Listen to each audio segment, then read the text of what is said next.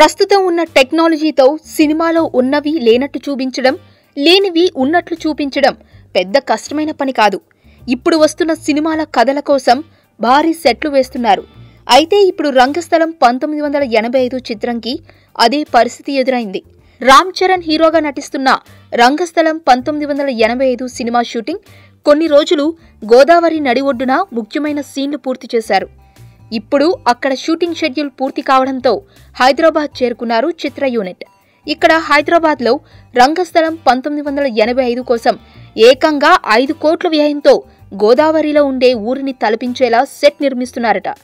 1980లో ఉండే అప్పటి గుడిసెలు, ఆ కాలునాటి ఇల్లులు, వీధులు గుర్తుకు వచ్చేలా ఒక ఊరిని హైదరాబాద్లో నిర్మిస్తున్నారు.